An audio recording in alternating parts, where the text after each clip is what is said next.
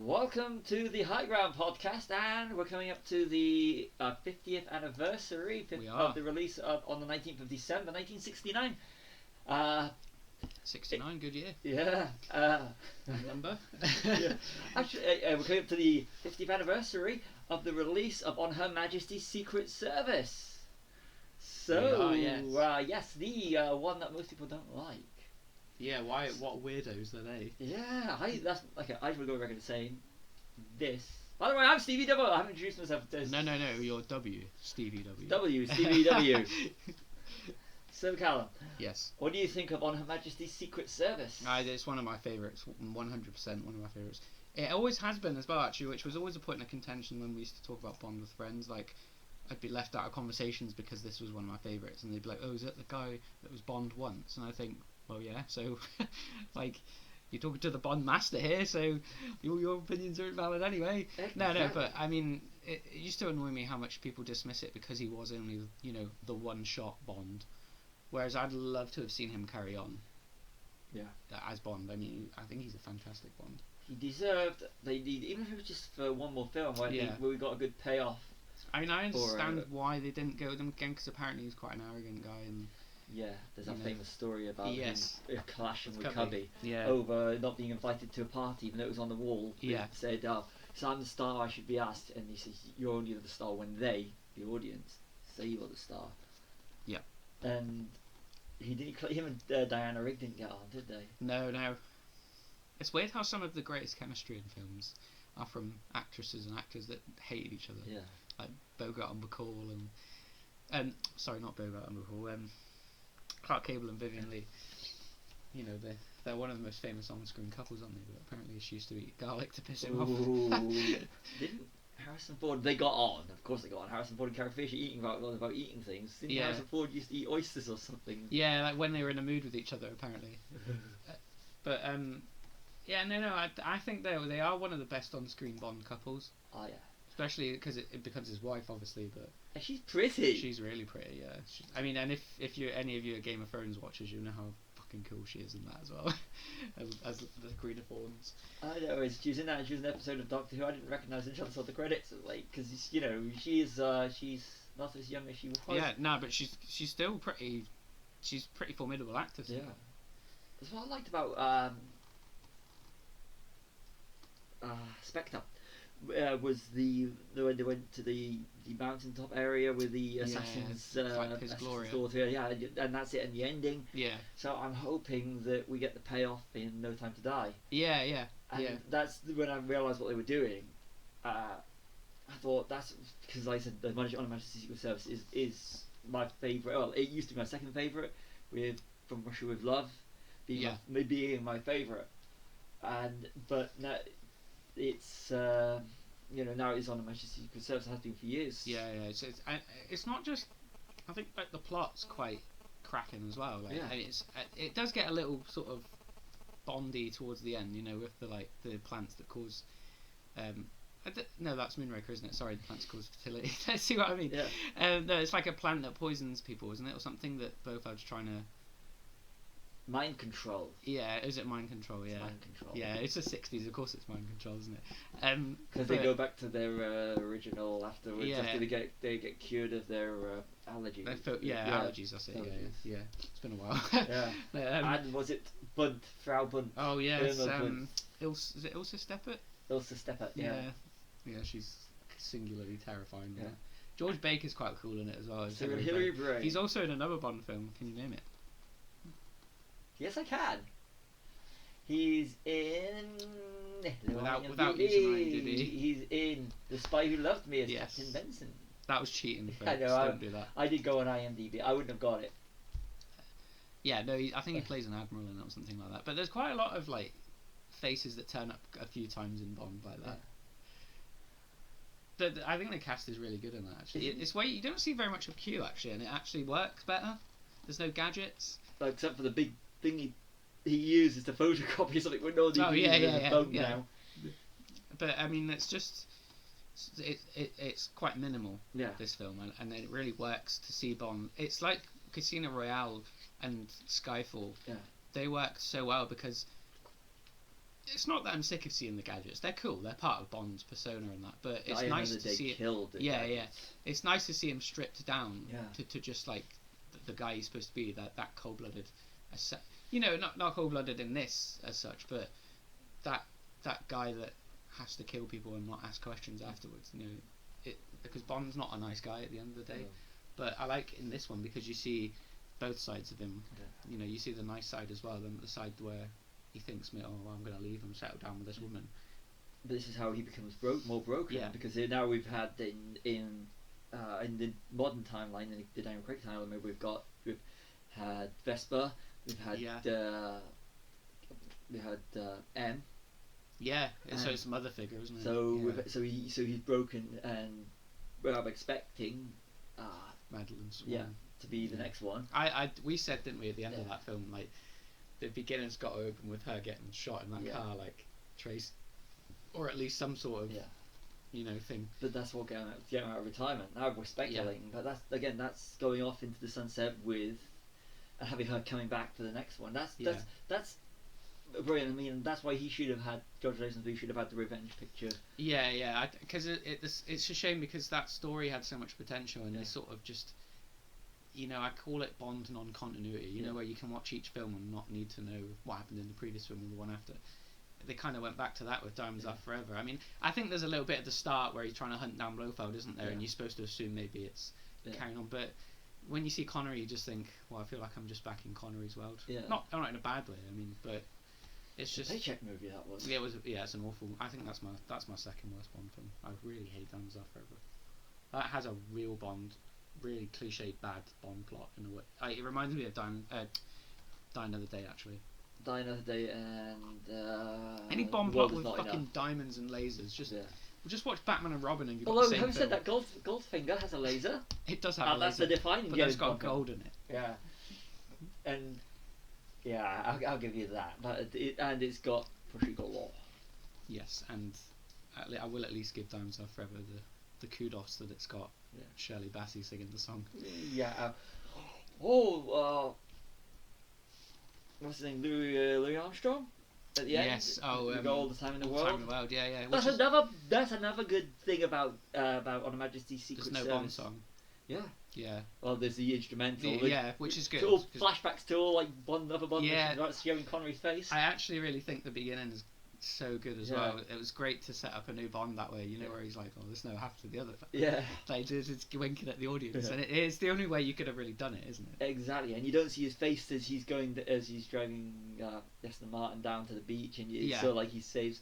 It's like that beginning to Casino Royale where they have the black and white, and he's just like, "Oh, you're 00 now, are you?" And he just shoots that guy. Like that's the perfect introduction to Bond starting. He doesn't care who he kills. He's got this promotion. Yeah. And after he does, takes to be a 00. I think that's the secret. If you introduce Bond in the best way you can, then you've got people hooked already. I think that's the only thing that Timothy Dalton suffered with. I do love Living Daylights, but I don't think the way he's introduced was like memorable enough. I love the film, but I just don't think. I don't know. It's hard to explain. I think the way they introduce Connery is absolutely superb. It's film defining. The way they introduce Roger Moore is even fine. Like Shanghai Bird in London and Magnetic Watch and that. That's Roger Moore's Bond world. And same with him, great. But and Pierce Brosnan as well, great. Oh, yeah. I like. Forgot to knock. Yeah, I like. I like that one because. One of my favourite Bond girls in it, Famke Janssen. Oh no, technically not a Bond girl, but I think Famke Janssen in it is just... Femme fatale. Yeah. Or Famke fatale. I like her, I do like her. She's... Yeah. She's good, on the top's one of the best Bond villainesses, I think. Of it. Yeah. And she always did enjoy a good squeeze. Yeah. And the recycling of Joe John Baker.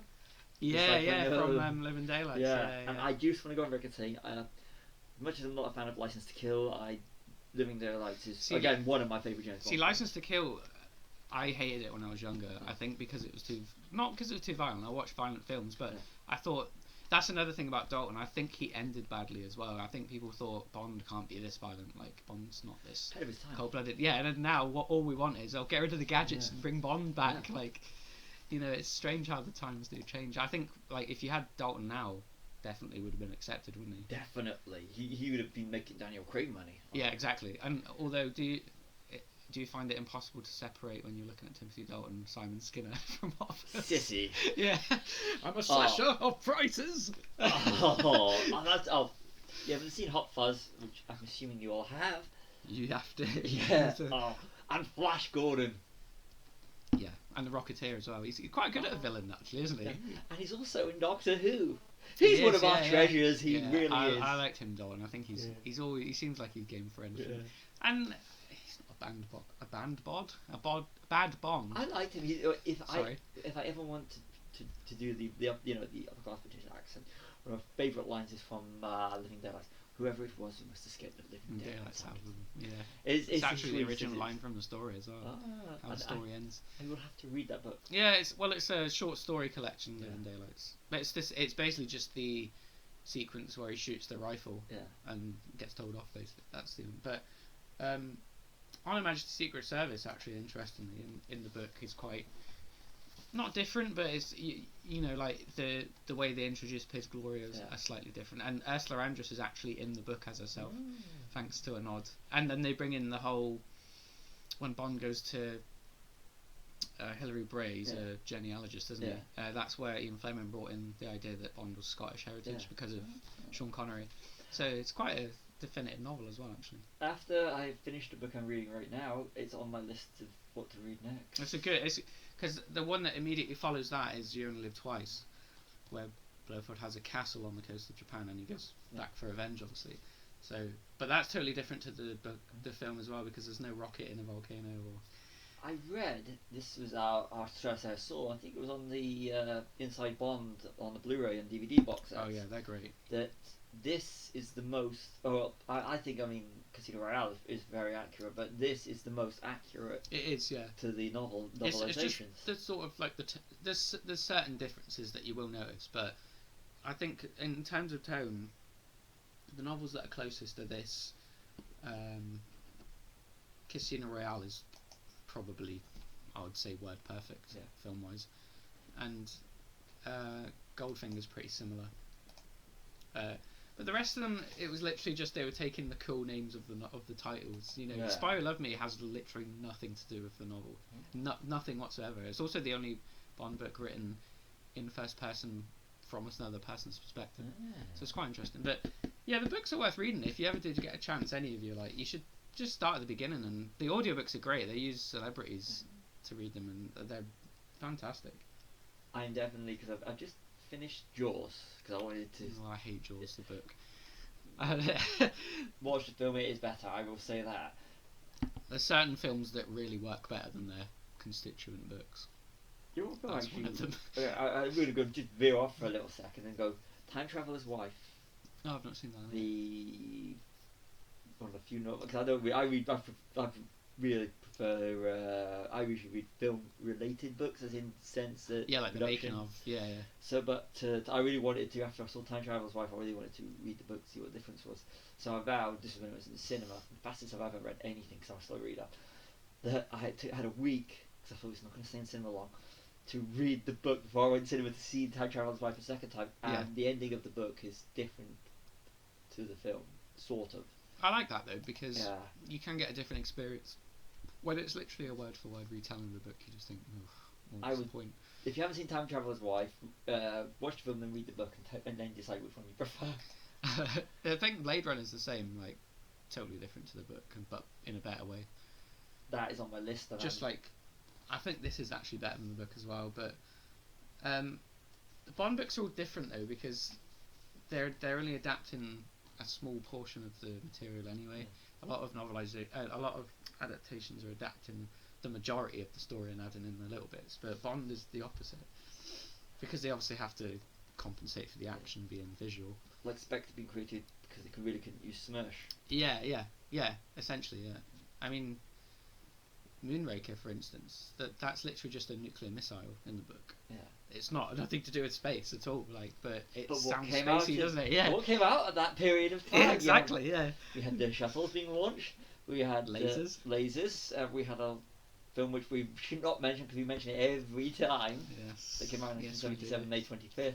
But I mean, it's impossible. I mean, even Bond had to sort of cash in on that, didn't he? Yes. James Bond goes to space, I think was the tagline, or Yeah. Bond goes where he's never been before, or something like that. You know, he's running out of places to go now. Yeah, but then again, at that period of time, people didn't go on holidays to exotic places, so No, it was that's like right. a tour guide. Yeah, I sort of mean, like that's another reason that on a Majesty Secret Services, I'm gonna have to find a different title because that's way too long to say every time. It is one of the best because it strips the whole thing down to just a few locations. I think it's just south of France and then Yeah. it's off to Austria, isn't it, or wherever they. What? Switzerland, isn't it? Piz Gloria. Is it Switzerland? I go. It's like one of those Yeah. Alps It's- places. Isn't yeah, it? it's- But I mean, I think it's that London and France, isn't it, or Italy? Yeah. And that's the only three places we go, pretty much. And it works on that sense because keeping the action centralised at Piz Gloria gives you the chance for the skiing, for the helicopter sequence, for the the Yes. avalanche. There's so much potential just in a mountainside setting. And there's a suspense 'cause he is on his own. Yeah, there's no one there. There's no Yeah, backup. and the other 00 that was sent to go to help her out Yeah, ends there's, up getting in typical fashion, it's ends up getting killed. whacked. Yeah, although it has got one of the worst No. songs in film. It's so bad I actually took it off my the CD. Nina one, is it? Huh? Is it Nina? How are Christmas trees made or something like that? Oh. I absolutely. Do you know how Santa gets around? Yeah, it's I bad, really, I can't stand that song. I literally, it's so bad that when I put soundtrack on a computer, I actually took that one song off. It's absolutely Shite. If, Yeah, that's it. Oh, it is. Do you know how Christmas trees are grown? Sorry, I do apologise. Yeah, that is. It's above there. Number 6, 7, 4, 5. Sorry. Oh yeah, that is absolutely. It's not very good. That is. Every time I hear that song, I cringe. There's always sort of like a subpar soundtrack song on each Bond film, isn't Yeah. there? You know, like there's the Pretenders, where? yeah, and there's the Eric's. Is it the Eric Serra one on? Not Eric Serra. Someone on Goldeneye. There's one at the end that was supposed to be for another film. It's on the end credits and it's shite as well. Yeah, I'm sure it's a GoldenEye. I wasn't a fan of the Tina Turner song. No, I didn't like it for years, but I don't mind it so much now because she does have quite a powerful Bond voice. Yeah. You know, that's why I'm quite apprehensive about who's going to do the new one. Like, I've heard rumours it's going to be Dua Lipa, which I really don't want no to idea who happen. that is. Oh, she's it's rubbish. But I always thought someone like Lady Gaga. I don't actually like her music that much, No. but she's got like a classical style kind Got a of great voice. voice. Yeah, from yeah. The Star Is Born. Yeah, or I don't know, or Adele again. I mean, I think Adele's probably Adele, my favourite yeah. song. Skyfall's probably Yeah. my favourite Bond song. Because he's It classic. just feels so. It felt so Shirley Bassey. I think she has.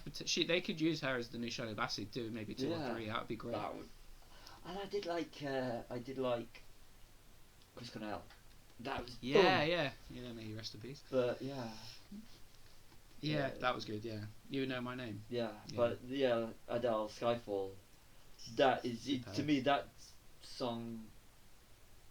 It's captures the feeling of the film. It gives it. It goes back to Goldfinger being the Definitive. definitive James Bond film. Yeah. And Skyfall, modern day, Skyfall is the definitive Bond film of the modern Yeah. era, and it is the songs, and that does go a long way because I mean, I as much as I love the Duran Duran and Aha songs from View to a Kill and The Living Daylights, they are stuck in that Yeah, they're time very period. 80s, aren't they? Not in a And- bad way, just but you no, know I- they're 80s, don't you? Yeah, and they're superb as songs. They're superb, but Skyfall is classic James Bond. Yeah, Even it's great. took me like multiple listens. Even the Sam Smith. Oh, I can't stand that one. It's alright, but I tell you, the All the Time in the World from Yeah. is classic, It's- and the it's great. instrumental opening to On the Majesty Secret Service. Yeah. It's got It's very that. John Barry, isn't Yeah, it? it's again that's a classic because how can you fit the words on Her Majesty's Secret Service into a song? Because all the other ones tend to. I always wondered why there was no song, and you've literally just smashed it on the head for the first time ever in my mind. There, that's not me. I got it from somewhere. It's too long. Yeah, I never even thought of that. But I think on the subject of scores, I know we're going off subject, which is on Her Majesty's Secret Service. I think for working a song title into it, my favourite one is "Nobody Does It Better." Carly Simon. Oh yeah. The spy who loves me, keeping me all night, and that's how they get. That's just superb how they put that into it. Because that wouldn't have worked as the main title either, I don't think. But Nobody Does It Better is quite a definitive Bond song as well. Yeah. It's in so many other things that you've seen. Other films and other compilations and stuff. It's one of those weird instances of a Bond song becoming sort of just a normal mainstream song as well. You can listen to it and not know it's Bond. Not know it. Yeah, exactly. Yeah. Also, one thing about on the Majesty's Secret Service, one thing I truly love is the. See, we're struggling to say it normally. Yeah. Let alone in a song. OHMSS is that.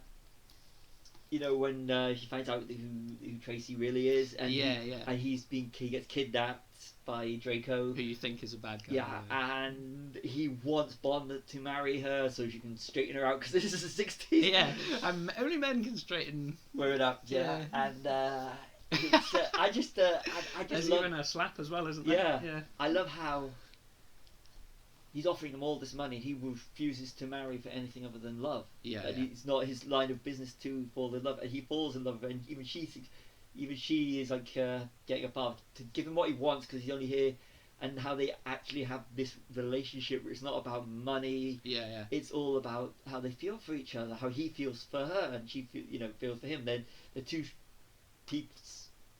headstrong individuals that don't want to fall in love, but they fall in love. But then, and at the end, he gives Draco the money back because he doesn't want the money. He's turning down, and that's the honour aspect that I truly love. And that solidifies him as a great character because it's not about. I will not do anything for money because I will not be swayed by money to do something. Because I would rather do what's right. He doesn't even do his job because he's paid well. I mean, I always think Bond's looking for this way out of the life he's in. He hates the life he's in. It's the only one who's ever any good at, and he hates the fact that he is good at it. And anyone that can take him away from that and make him that other person.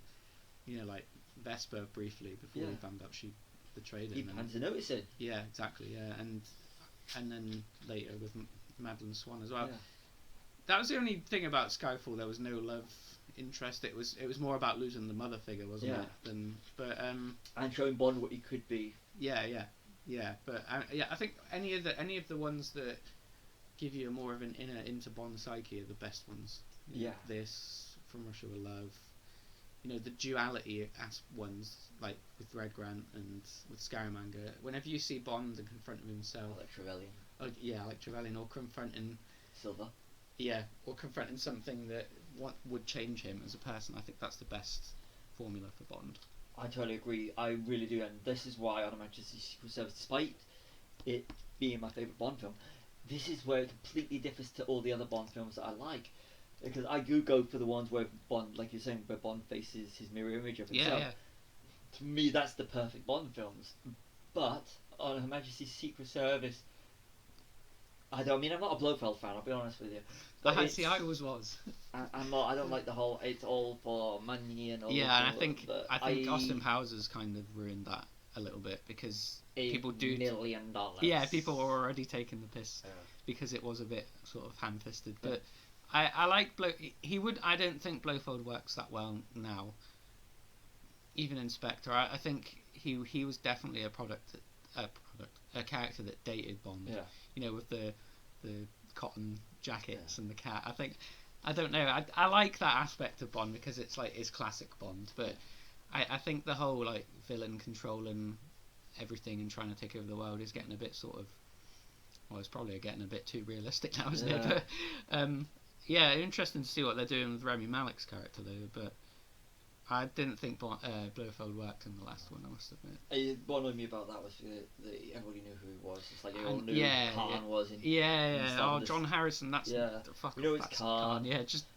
I mean, Come out what and would have been say it. great if he'd have said something else? You know, Yeah. my real name is Cyborg or something like that. Like, Yeah, but But no, that it's would have just- worked yeah. better than the thing. And you're sitting there when you get the big reveal that he's actually Blofeld, and you just go, Well, I knew that. yeah, we And figured that one he's out. Bond's half brother. You know, this whole thing with modern films about like making their universes smaller Yeah. really bothers me.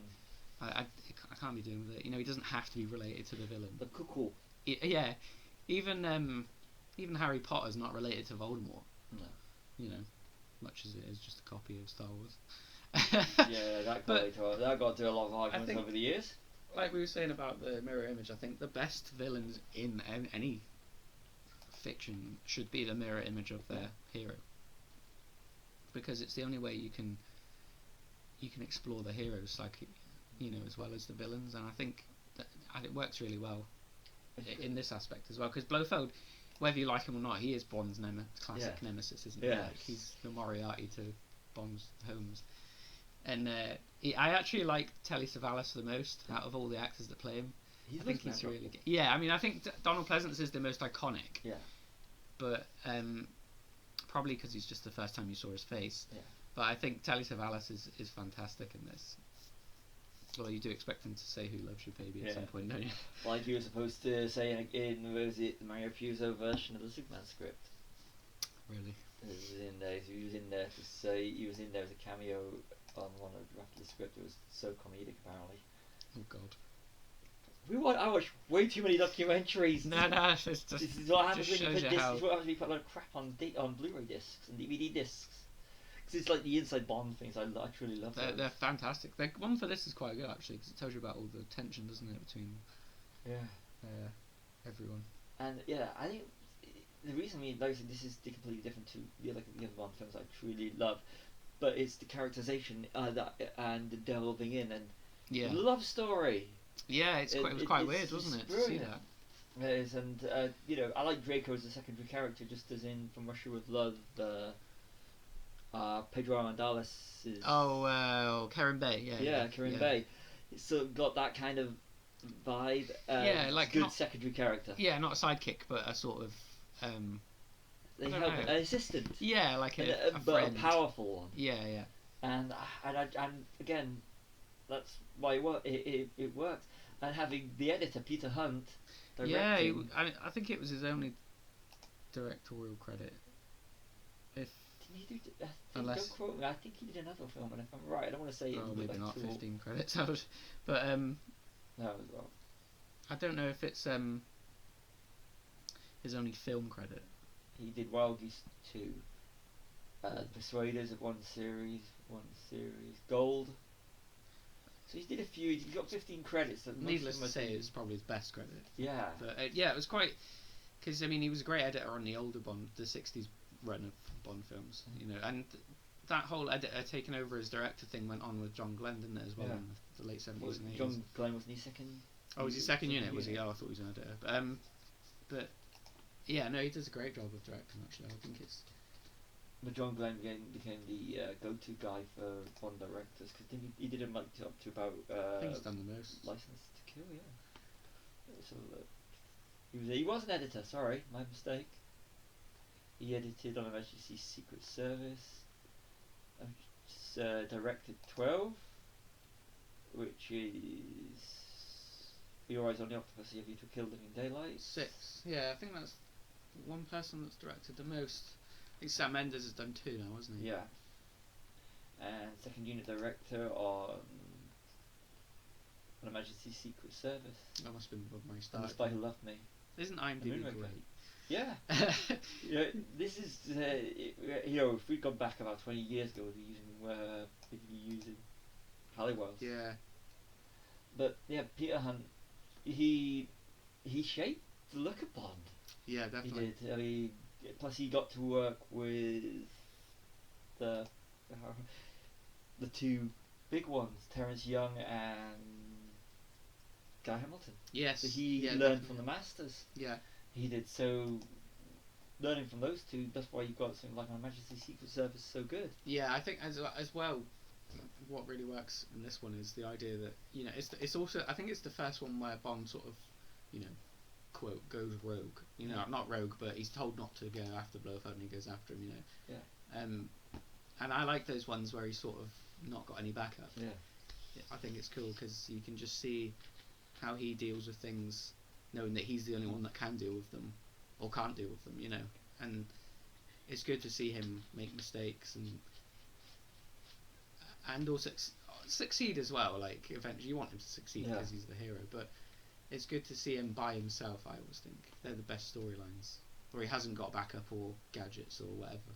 Stripped down to the bare minimum. Yeah. It's like the hero's journey. You lose your mentors, you lose everybody. It's like Harry Potter and Star Wars, and you're always reborn. Yeah, you're reborn, like metaphorically or literally. Yeah. Always. If you know you're gonna have backup, there's no sense of fear. But if you're going to walk out on your own and face the villain on your own with nothing except for your wits, there's always the tension of will you or won't you.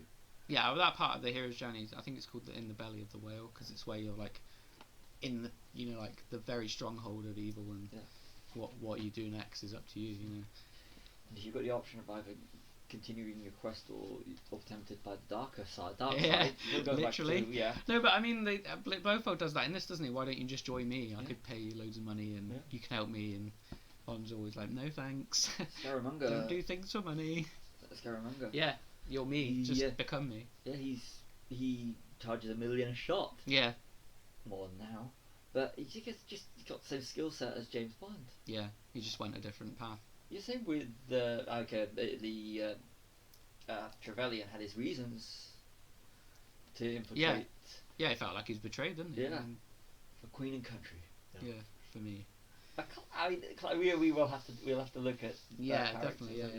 Yeah. I love Sean Bean in that, actually. Oh, he's brilliant. But I just want to say, because I'm going to go for a shout out for a film that I've mentioned Sean Bean that I truly love, The Martian, which he's also in. Yeah. That's how I love when we do these things. You can actually shout out to films that we actually love. Just because I've got an IMDb. I just want to say, you heard a bit of the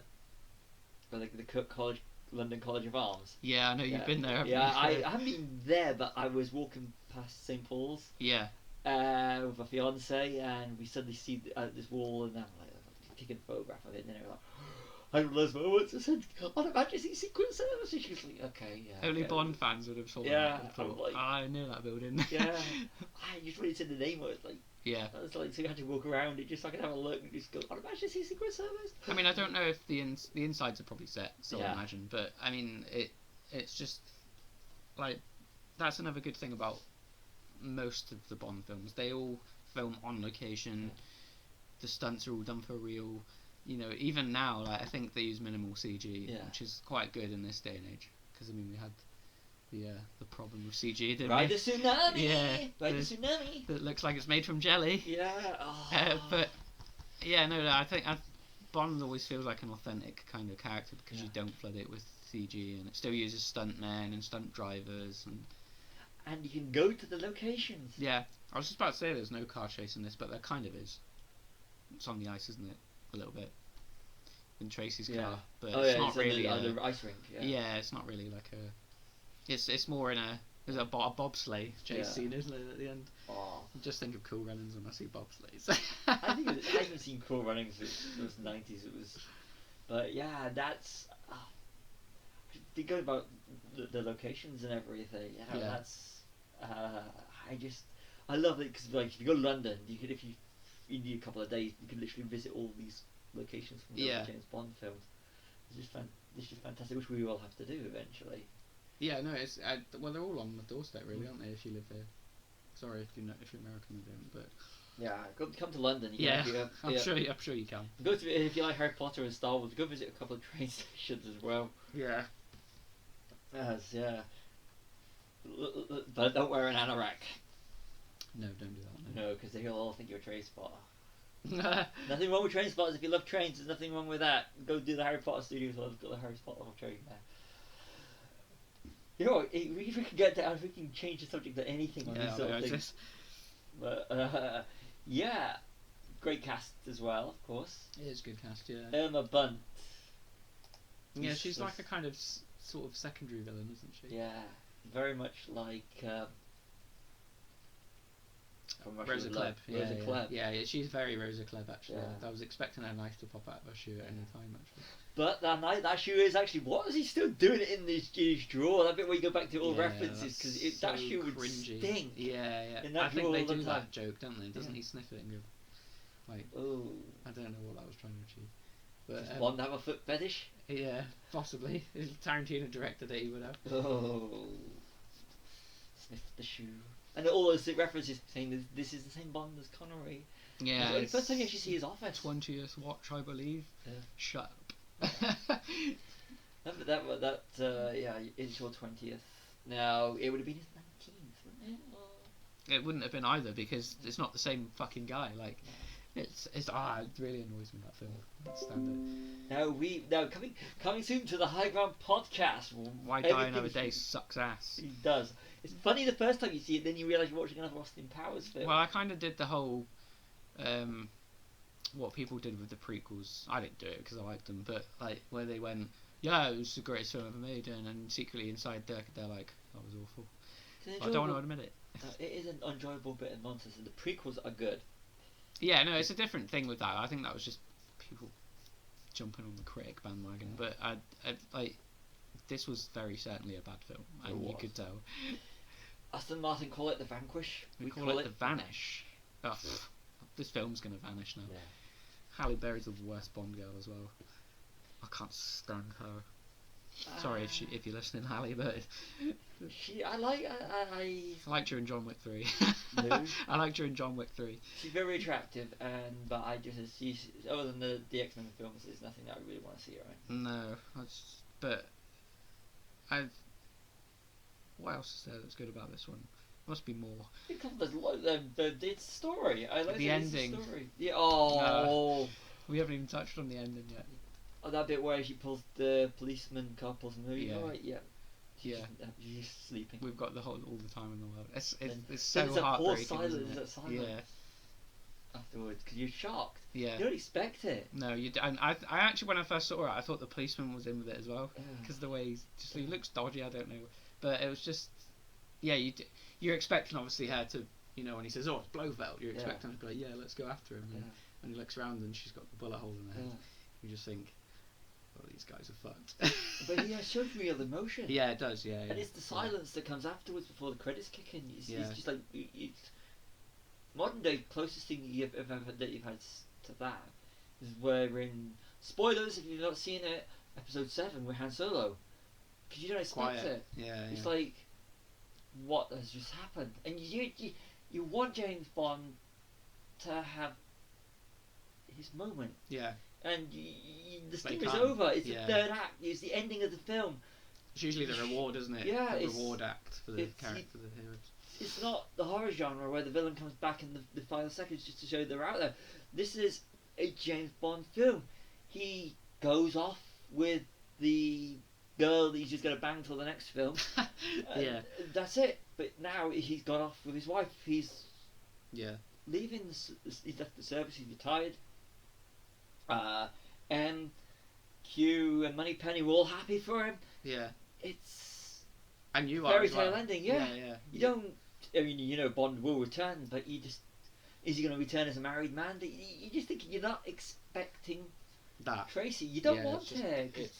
Everything is so perfect. The acting's so good as well. Like the way he's sort of just on the edge of tears, but not quite. Bond would never let us see him.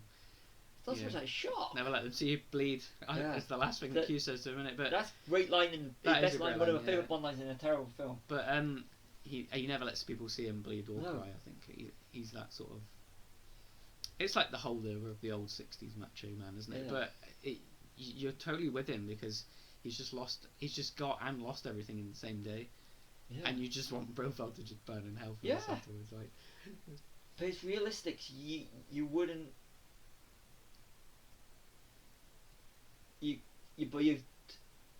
Before your tears come, you have to comprehend what's just happened. It's like it bombards you, doesn't it? Yeah.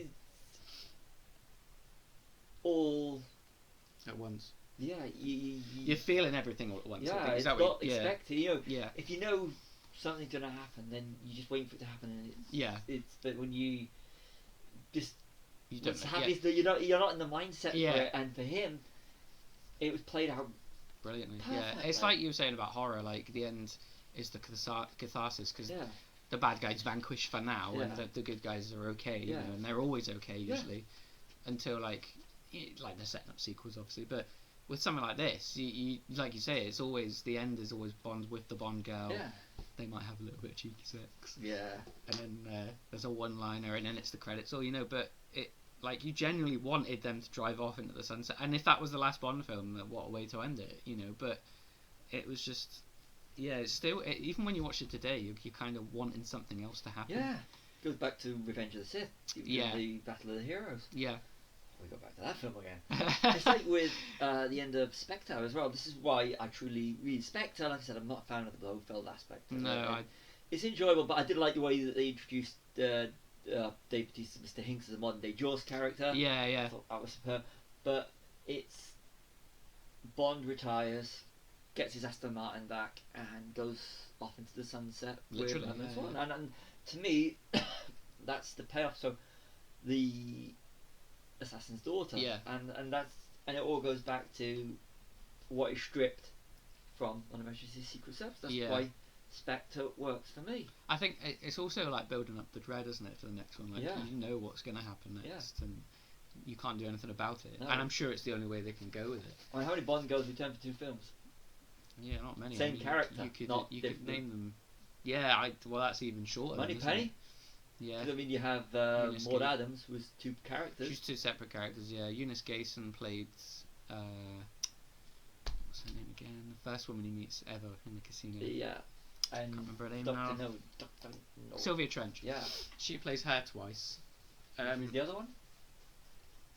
Well, Lois Maxwell was Moneypenny, isn't Yeah. she? But- No, I mean, which one was Sylvia back in? I think Oh, it was Eunice Christine. Gayson. Oh. Yeah, she was. Yeah, she was in. Because she's in From Russia with Love briefly at the start when they're in the boat. Ah.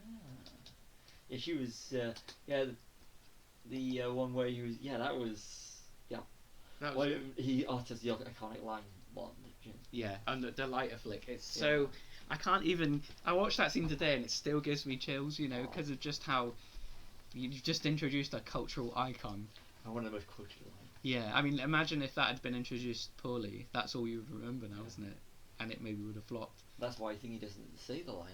Roger Moore doesn't say the line. Yes. Because he didn't want to. There's. I don't think. Don't quote me on this because it's been a few weeks since I've seen it. Majesty's Secret Service. What's that? George Lazenby doesn't say it, does he? I think he does. Yeah, I'm But sure he it's hard does. to- I'm sure he says it. I'm sure they all say it at one point. But Yeah. the ones that are, ones that aren't Connery, try and sort of drop it in later, not right away. Thrown away in Majesty on Living Daylights. Just goes Yeah. off the boat. Bond, James Bond. On the phone, yeah, like, oh God's sake, my name's Bond. Yeah, it's that sort of thing, isn't it? That's the only way they can do it, really, because Yeah. I think the sort of almost to camera sort of like cockiness that Connery does it doesn't work when someone else does it, I think there's that famous story about Roger Moore doing it in the Sean Connery accent on the set of Live and Let Die, and Guy Hamilton pops his head around the corner from the camera and saying, "What are you doing?" "Oh, I'm trying to do it like Connery." "No, just do it like you do it." Yeah. That's why he orders bourbon, not. But, Yes, and has a cigar. Yeah. Yeah, see, so yeah, it's nice to. I think when actors play the same character but it's a different actor, it's nice to see that actor put their own spin on it. Like Doctor Who. Yeah, well, yeah, you can do it with that because you can explain away the fact that he's an alien. Yeah. But with Bond, they don't even explain it and you don't question it. No, you just know it's a different actor. Yeah. I mean, there's fan theories and stuff. Like, oh, it's just a code name. James Bond is just a code name as well. I've always thought that would be, They'll use it eventually. I think that's the way to go with a new series, because you got the continuity from the Dr. No to Die Another Day. Yeah, well, But it's I like a think- loose continuity, isn't it? Yeah. It's just the character and his boss and Q. That's it, really. But isn't it's it? considered a set. Yeah, But it's I think with the formula. Casino Royale to No Time to Die. It's more of a family. Yeah, I think with that set, then after that Bond as a code name It's the only way you can really play it, isn't it, now? Yeah. But I mean, I do kind of lament the fact that everything has to be explained in films now. You know, like I wouldn't even mind if they just went to another Bond actor and that was it. You know. Yeah. Yeah. It's just, I don't know. Everybody wants things spoon fed to them. Yeah, There's I know. no. I mean, back then they were just. I think no one thought they were going to be more than just cheap action films, did they? And they became their own. I mean, well, they're one of the first franchises, aren't they, to have more than one film?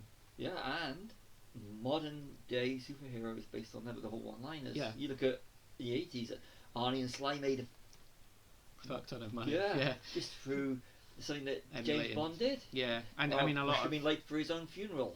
Yeah, and there's a lot of directors from the 80s that said that got to be influenced by Bond. I mean, didn't Spielberg said that was his one dream, didn't he, to direct a Bond film? He got it. Yeah, he did of a sort. Yeah. Oh. But it's just. Yeah, I think this is one of the most iconic. Like when you go through the list of iconic Bond films, not many people would choose this unless they were. I'm not saying if you don't like it, you're not a true Bond fan. That's not what I'm saying at all. But I think. You're entitled to your opinion. Yeah, exactly. I think, but if you're hardcore and you notice the nuances and you know you don't just dismiss it because he was Bond once. You know, like there's Bonds that have had more than one film and not shite. You know, like later Roger Moore, for example. It took me a while to get into. I mean, loved Roger Moore as a kid. Yeah. He's I love gateway character. Yeah, he's a gateway. And he's such a fantastic human being that wins you over in real life. Yeah. You know, and he does the comedy thing better than they all do. They all sort of try and channel. You know, he was trying to channel Connery. Yeah. Well, everyone tries to channel a bit of Roger Moore as well later on, I think, don't they? Like, but yeah, no, I much more respect Roger Moore now than I did when I think when I was growing up, I liked his films because they were more accessible. I mean, we said about this, didn't we? That he's the gateway Bond. Yeah. If you aren't going to start from the beginning, but I think when I got a bit older, I sort of thought, oh, these are really cheap and cheesy, and they seem just to be about jokes. And then I went through another phase later on recently where I have rewatched them and thought, do you know what? I actually really do like them. I actually, a while ago, went out and bought like Moonraker and Octopussy. And Due to a Kill. Yeah. And it's sort of like. They're not bad. They're not. Octopussy's a bit, you know, it's probably the weakest of his lot. Yeah. But I think the fact that it came out on the year that Never Say Never Again came out. And there was this battle of the Bonds, you know, like, and even though it was a weaker Bond film, they picked it because it was official. Yeah. You know, and there's that loyalty among the Bond fans, isn't there? Yeah. We'd rather have the official Bond than the, sadly, original best Bond, but unofficial now. You mean the remake of Thunderball? Yeah. Because the guy had the rights to it. Kevin so you can make Thunderball. Thunderball has a strange sort of legal history to it. Yeah. Because it was originally written as a screenplay. Yeah.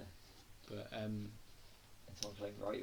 Ian Fleming and Kevin McClory have equal rights to it. I think it's been resolved now. I'm sure it has. But it's the same. Sony. No, it's not Sony. It's. It's Eon. Oh yeah, Eon. Sorry, yeah. Eon, but Sony, Eon and Sony, aren't they? So yeah, and Columbia. Sony still do production. Yeah, Columbia is part of it now. Yeah, isn't it? Yeah. But it's they change distribution all the time. Yeah. But it's Used Eon. to be United Sony. Artists. Yeah. But now it's. It's the same with Casino Royale. That was owned by. I don't know who that owned that, but they couldn't make a film of it for years, could they? Until they retained the rights again. Yeah. Because that's why it's and that's what the beauty is when we're doing a reboot with Daniel Craig and starting right at the start with black and white as well. Yeah, you know it's superb. This is the black and white. Take it or leave it. You know, it's just have you heard the original idea for Casino Royale? The original one was supposed to be Pierce Brosnan, Tarantino directing. Yes, in black and white. I would love to see that. Yeah. Like now, that would be cool.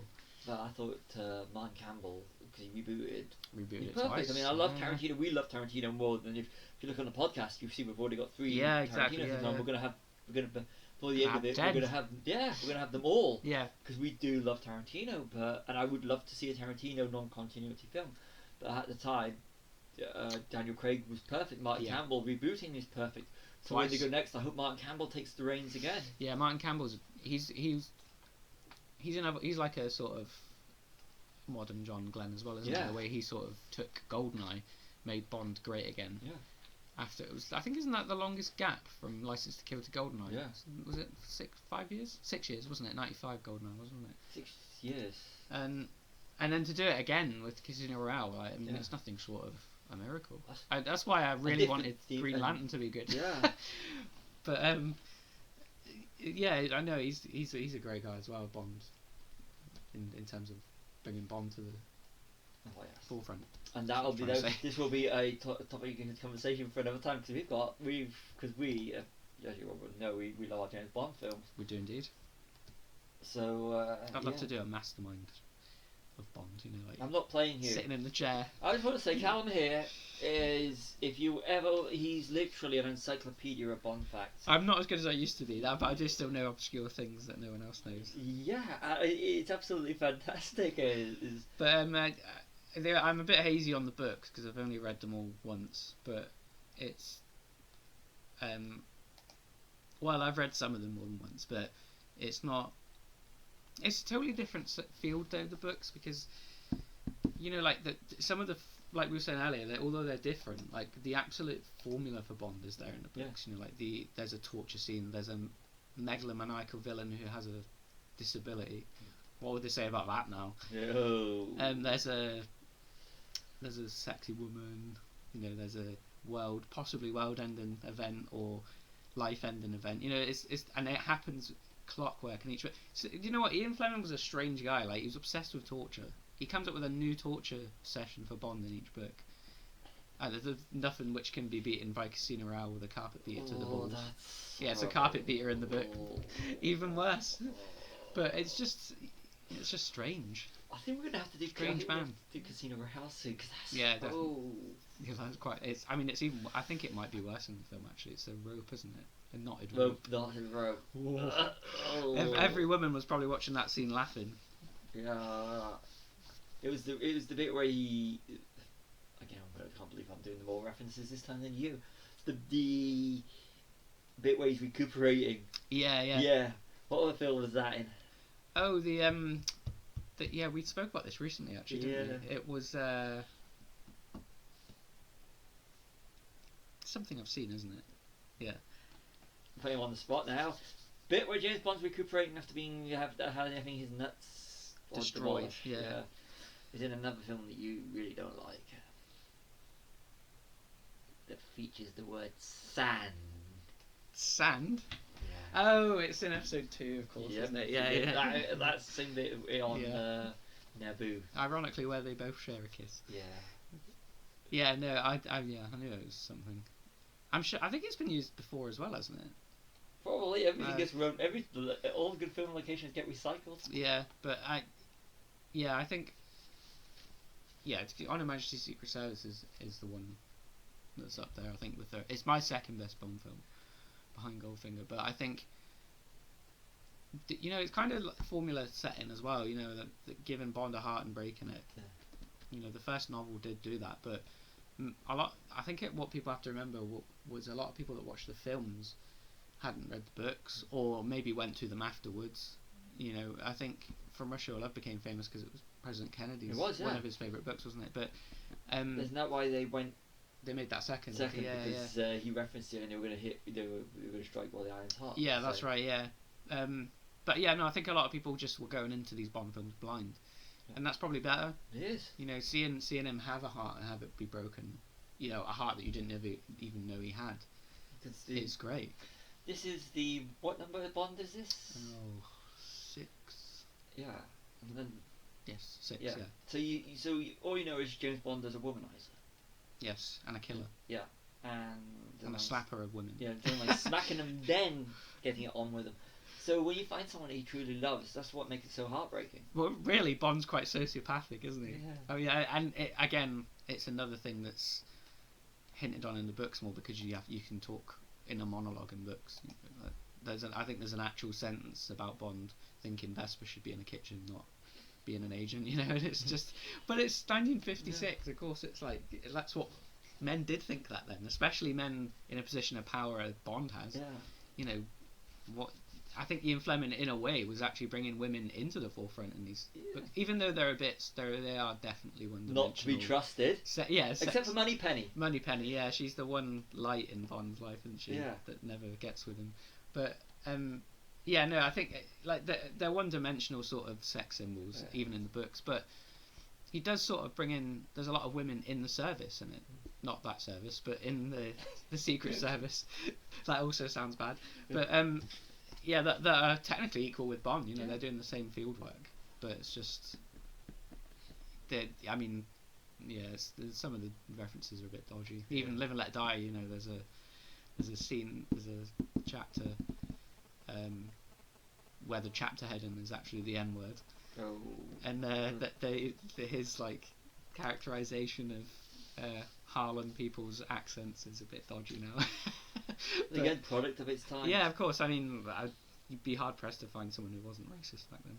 This is a couple of years ago. They had this all about product of the times.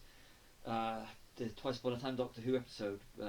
Peter Capaldi's where he regenerates into Jodie Whittaker. And there's a bit where the first Doctor says, if you keep that, the first Doctor says to Bill Potts, you keep that up, young lady, and you'll get a slap bottom. Yeah. And I actually watched an episode of the original William Hartnell Doctor Who. Yeah. And he actually says that line. I was like, I know in the recent times it was done, but it was done for jokes because the 12th Doctor was let's pretend you didn't hear that, and go and it's funny how times progress. Yeah, I mean Connery's the worst, isn't he? Yeah. I mean, like some of Connery's women's. I mean, he slapped women around in real life allegedly. So allegedly, probably wasn't much acting involved. But just, I mean, he's quite vicious towards some women, and you know the way, you know, he basically forces himself on Tatiana in From Russia with Love, doesn't he? And again, we were watching Blade Runner last week. Deckard. Yeah, I was quite shocked. I didn't realise that was basically a rape scene, but I didn't understand that when I was younger. But I, you know, even in something like, I think he slaps Tracy as well, doesn't he? At one point in the hotel, and then they just immediately kiss afterwards. That doesn't work in real life. Don't try it. No. But it's just the best sort of. This is not a sentence you should ever have, but the best sort of woman abuse scene in Bond. It's not best in terms of like, I've got top 10 female abuse scenes, but it's where he finds, ironically, Maud Adams is Scaramanga's squeeze, isn't he? And she says, "Oh, you're hurting my arm," and he says, "Well, I'll break it unless you tell me what I need to know." Yeah. That's like a sort of scene that works because that is that cold-hearted guy that Bond is. You know, he will snap someone's arm to get where he goes. But Roger Moore veered completely against real. Yeah, that's right. Backhanders. And it's strange because Roger Moore's first two are actually really dark and quite, you know, Live and Let Die's Baron Samedi scares the shit out of me even to this day. And even Man with the Golden Gun, there's some serious things going on amidst like the dwarfs and whatnot. Yeah. But it's just it's weird how he veers from that straight into the not parody, but like. They sort of went lighter, didn't they, with Spy Love Me onwards, but nobody would believe Roger Moore would actually physically slap a woman. Yeah. So, and I wouldn't in real life. You know. So him grabbing her arm is as far as it goes, whereas Connery would be like 100%. Bang, bang, bang, bang. You know, Connery's Bond. I absolutely love Sean Connery, but I can 100% imagine him slapping a woman. Sorry, Sean, I just can. But you know that's Connery's always my favourite Bond, just because. They all seem to channel some part of him later on. You know, you see interviews with all the Bonds after him. They all do seem to say, well, this is my Connery bit, or this is my Connery part that I've channeled. And it'd be. I think it'd be strange that if there was no Bond franchise. You know, and no Sean action Connery cinema as wouldn't an actor. Be, action cinema wouldn't be the same. Yeah, no, I do honestly think it's the first franchise. Yeah. In terms of that still can be looked at now and think it's still going. Yeah. No other one's got that longevity. You had like things like the Carry On films, but they stopped. Yeah, because times and tastes changed, didn't they? But Bond seems to just keep. Yeah, very dated. Bond just keeps going and going. You know, it's still not stopped. No. I mean, there's not. I can only think of Doctor Who as the other series that's had a 50th anniversary. Yeah. I honestly can't think of anything else, and that's TV as well. Yeah. So And they've even had a break. yeah, definitely, yeah. So I suppose it's not even been. No, but in continuous, terms is of it? continuation, it is Bond because Yeah. they don't flood the market every year. Yeah, I mean, here's an interesting question: do you think Bond will ever end? No. No. Because they'll always find ways to reinvent. They'll always find Yeah. ways. It's action cinema. You can Yeah, change, as it's- long as you keep the character the same, you can do whatever you want with Yeah, it. exactly. You just change the politics and the... Yeah, then about another 20, 30 years, you just reboot it again and retell the same stories. Yeah. And why not? Superman. So how many of those have they got right? You got two. I'm sorry. Oh, yeah. They got two. First I two, mean, that was it. actors wise, you're talking one. Yeah. But yeah, I mean, whereas here, each Bond brings something Yeah. equally great to the table. I think even the weakest ones. I want to say you about Connery being your favourite. I mean, even though I only like half of his films, for me, Yeah, I find it's- that's what I find interesting though about us. Like, Yeah. you don't idolise Connery, whereas I like Connery. He's the be-all and end-all definitive for James Bond, like, but for me, I like Timothy Dalton. I thought he was ahead of his time and everything. George Lazenby, we haven't really gone to the no, I know, yeah. George Lazenby is a competent Bond. He's a very good Bond. He's just yeah. that he, even before the film came out, he actually said he wasn't going to do any more. He screwed himself up because he thought Bond was outdated.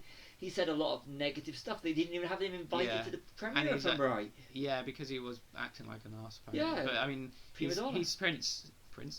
He's since said like that he regrets everything Yeah. now. Like, this could have been my legacy. I think he did leave a legacy anyway, Yeah. being the one that's only ever done one. Yeah. That. And it's such a good film. It's it not is like good, yeah. it'd be like if Pierce Brosnan, if he had only done one film, that it had been Die Another Day, or The World Is Not Enough, you wouldn't be sitting here. No, but if it had been GoldenEye or Yeah. Tomorrow Never Dies, Yeah. I always think they should always open with a strong Bond, and Yeah. they all do, I think. Yeah. But it's the one they end on. I always Yes. find it's the one. No Time to Die. We're And gonna see what even that. Sean Connery ends on a bad one. Yeah, but then again, we've got No Time to Die coming soon. Yeah, Even for I've got a Spectre, but feeling again, it's going to be good. yeah, same here. But because you got Spectre, Yeah, not Spectre, Scuffle. Yeah. Which is the modern Goldfinger. oh, it's great. Yeah, So you got those two. Then you've got I'm going to say Live and Let Die. Yes. For Roger Moore, even though I personally prefer Man with the Golden Gun. It's a strong opener, though, Yeah. isn't it? So everyone's got an iconic Yeah, one. Even if I know you prefer License to Kill over I do now. Living Daylights. When I was younger, I preferred Living Daylights because it Yeah. was. When I was younger, I liked the gadgety Bond films, But I did understand how singular the ones that were stripped down were. Yeah. I think it's just, late '80s into the '90s.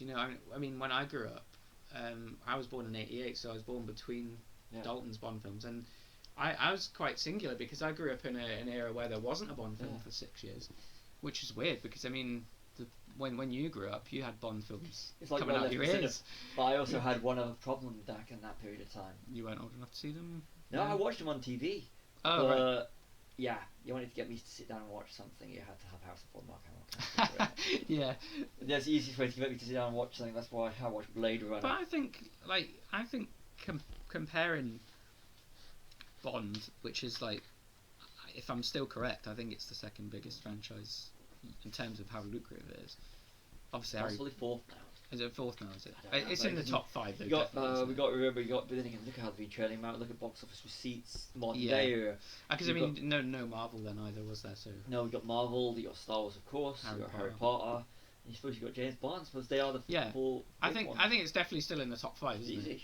But I mean, if you look at, I lost my train of thought now. If you, what was I going to say?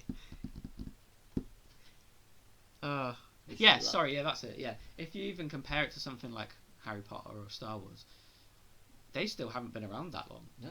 And I can't see Star Wars going anywhere because it's been purchased by a reputable company. Yeah. And I'm personally done with Harry Potter. I think it should have been done after the last film. I know you, yeah. But I think Bond is something.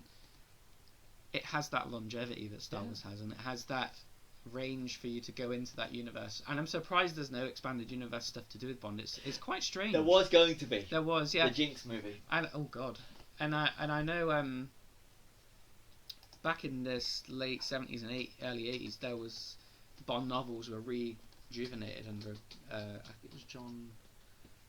Oh, I can't remember his name now, but he's a thriller writer, and he took over like Bond after. And I quite like the idea now that they only do Bond novels sporadically now, but each writer writes as Ian Fleming, which is quite a cool thing because each Bond novel now is sort of standalone. Yeah. In fact, if you get the chance to, any of you, check the one that's come out most recently, Forever and a Day, I think it is, by Anthony Horowitz. That's really good. It's a prequel to Casino Royale, so it shows you Bond becoming 007. Oh, you know, nice. it's really cool. But I mean, So it gives more source material to actually. yeah, I mean, you've got that. explore. Bond has such a lucrative sort of world to have all this mythology. Like, I'd love to see a prequel about Bond when he was in the Navy, or or That would a actually. TV series about him it would have been World War II in the novels, but whatever war it would be now, and it has the potential to do stuff like that. That would be a good thing to explore because Daniel Craig was older. Yes. He took on the role. Yeah, wasn't he late 30s, or was he 40, or when he took over? Late 30s. Was he late 30s? Yeah. I think But we'll you get with Daniel Craig, you get that aspect of him being younger and wetter around the ears. You don't this Commander Bond that we talk about in the other ones. But You get the sense that he's done it all before in the Navy, don't you, or in the armed forces. Whereas this one, you've never seen him before. No. Who's this guy? Bond has this background, like Ian Fleming did. He was a Navy man as well. And I think there's always that bit of Ian Fleming in Bond, isn't there? Oh yeah. Giggity. No, but there's always that. People have always said, Bond is Ian Fleming. Yeah. That Well, is he idolized Ian. how he sees him. He How likes he, to be. how he sees himself. Yeah. Christopher Lee was his cousin, wasn't he? Yeah. He even said like, that's just Ian. Yeah. Like, with his martinis and his cigarette holders and that. Didn't he actually try and bankrupt some Germans at one point? Yeah, he did. Well? Yeah, So yeah. he's like, yeah, we make great material. He's also quite honest though as well in saying, I don't write spy fiction per se. You want something like that, you go to John Buchan or you go to John le Carré. That's real spy fiction, and that's. I'm not denigrating what le Carré does because George Smiley's quite iconic as well, but that's a real spy and real spies have actually come on air and said our jobs are boring. We sit behind desks and we fill out forms. He says Bond is an intelligence officer. Yeah. And the difference is that they're the ones that go out into the field and collect the information and bring it back. He says there is no such thing as a secret agent that goes around with lighters and that are bombs and but Ian Fleming was the first one to say, I romanticised all the boring shit I did in the war because you wouldn't be reading about a guy just filling out forms, would you? You want to see him going around the world and meeting beautiful women and killing bad guys, keeping the empire intact. For Queen and Country. For Queen and Country, yeah. Again, we're gonna have to do that soon. I mean, it's like what That's Silver... Goldeneye. Goldeneye, good Goldfinger as well. Yeah. But it's like what Silver says about you still doing it for her, for the empire. It's not even around anymore. Yeah. He was good. It's in. I love the way that the times change Bond as well. Goldeneye, where you're a sexist, misogynist dinosaur, a relic of the Cold War, and that's exactly what he was in 1995. Come back alive, Bond. Yeah, come back. But he still she still knows he's the best. Well, there's not enough as well, and she says he's my best, but I don't tell him because he's a big-headed bastard. Yeah. I like how she was his Judi Dench was his last. Yeah, I think she's the boss best. in the timeline. She's the best. Hands down, I think. I like Ray Fiennes, is brilliant, but yeah, definitely the mother figure of Craig's Bond.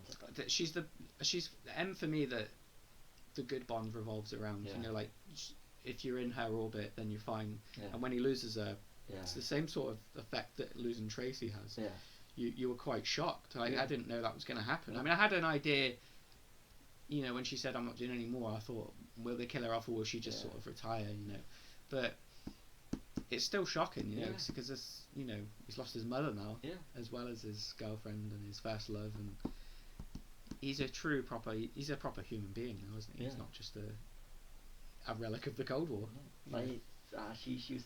That will have to do with about Judi Dench's portrayal of M in I think both versions. The older M's they're very product of their time, aren't they? Yeah. Like very stuffy and no time for jokes, 007. Whereas I like Judi Dench because she sort of retorts with him. Like, well, I don't like you either, because you're a sexist bastard.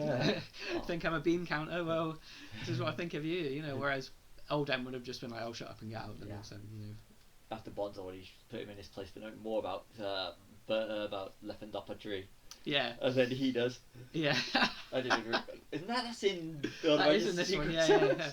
Wasn't aware Leopard Doctor was one of your talents, 007. Yeah, it's actually a very small... Yeah, going back to... Just show you don't see M very much in this one, actually. Yeah, it's quite... Or Q. It's nice to see... Yeah. Again, like we say, there's no backup in this one. Yeah. And even with Moneypenny, about how Moneypenny looking after him, tell him to, and he goes, "Yeah, your leave has been granted." Moneypenny was even good in it. Yeah, and Lois Max. I do get a little sort of lump in my throat when she's at the wedding at the end, and she knows she can never try to hit on him again, or. But he's gonna live happily ever after. But yeah, she's happy as well.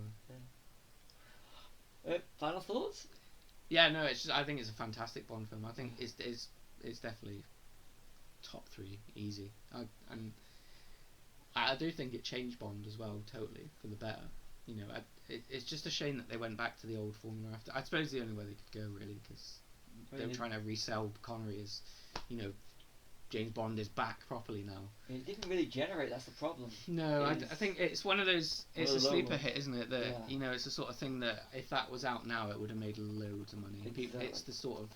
I think as well, like this suffered from the Bond being too tough thing. Yeah. Because people didn't want.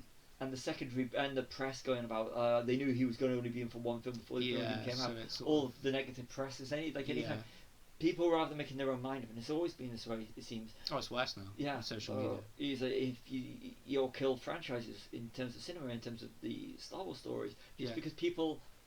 Rather than sitting down and watching something, they'll say, "That's it. I'm not going to see it because everybody else is crap. I'm not going to see it." But I mean, I've never ever, like, there's certain critics that I actually idolise and follow, and I love them, but I don't like their opinions. You know, Ebert and Siskel, they were great men, but I absolutely disagree with them on some points. But it would never make me say, "Well, they said this is rubbish. I'm not going to go see it." I will. That's just silly. If I want to see a film, I'll go and see it. If it's rubbish, I'll go and admit it's rubbish. It'll be on your own merits. I went to see even because you get good, pretty decent reviews. Terminator, Dark Fate. Yeah. You forgot the subtitle. Yeah. That's how memorable it was. And then I watched Terminator Genesis afterwards, and I was like, you know what? I actually prefer Genesis. Yeah, I didn't. Dark Fate. No, and that's getting good reviews. So F the critics. If you think you want to see a film, go see the film. If you don't like it, what if you're lost? And go see Solo, a Star Wars story, because that's the reason why Star Wars is doing a lot of TV now. And even more importantly, go see On Her Majesty's Secret Service. Yeah, don't listen to people that say, "Oh, it's that one Bond guy, isn't it?" I'm assuming because we've been talking now for 1 hour, 12 minutes. I'm assuming you've seen it over that. Yeah. I mean, most people. But if you haven't, we envy you because seeing that for the first time again would be great. Yeah, but we just ruined the ending multiple times. Yeah, sorry, we did. Yeah. Sorry. So yeah. Perfect Bond film. We'll be doing another. We'll be working our way through the Bonds eventually. Yeah, definitely. Yeah. So I'm Stevie W. And Callum. See you all. Bye.